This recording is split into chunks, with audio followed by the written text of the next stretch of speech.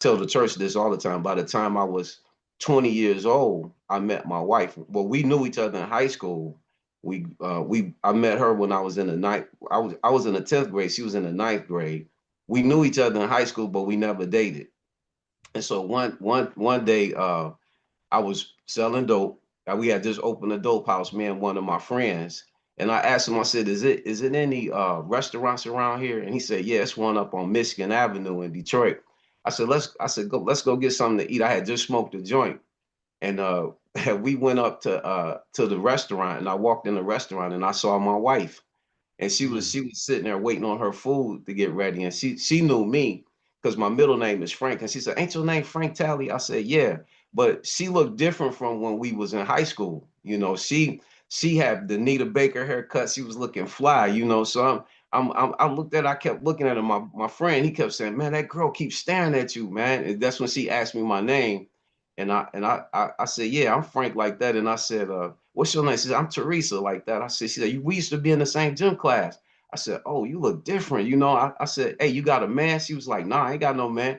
I said, "Let me get them digits." So I got her phone number, and I went to the phone booth. Back then we didn't have cell phones. So I went to the phone booth, and while she was in the restaurant, and I called her house, and I told her, I said, "This better be the right number." I called her house, it was the right number. And we were pulling off, and they were coming out of the restaurant at the same time me and my friend was pulling off. I said, "Stop the car." And she said, I said, "Hey girl." She said, "What?" I said, "You gonna be my wife, watch." And she bust out and started laughing at me. And 8 months later, we was married, and we've been married for 35 years. Wow, wow. Okay, 35 let, years. let me say that that is such a that sounds like such a a late '80s, early '90s love story. You know what I Yep. mean? Yep. You know, like when you asked if she had a man, it made me think about that song. I got a man. What's that got to do with me? I got a man. I'm not Yep. trying to hear that. See, Yep. right? Yep. Yep.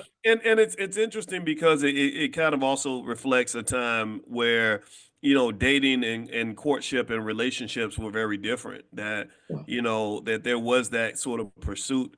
Men and women kind of had it's a better understanding, I think, of what our role was in the process. I know that my wife, one of her rules had always been, and she learned it from her older brother, was, and her mother, was her rule was she said, I do not pursue men. I do not do that. That's right. And now, here we are 30 something years later and the world has changed. You see YouTube videos of women on one knee proposing to men, That's which crazy. is interesting. I don't know nothing about that. Yep. You see people talking about relationships and really a lot of distress, just a lot of confusion, a lot of people frustrated and the men angry, the women do, all they do is do this and do that, and then you hear the women, well, these men ain't nothing and these men ain't this and these men. Right. What's different to you? Because I know you're deeply concerned about the structure of the family, which is important, right? We know how important, how critical family is to our survival and our reproduction.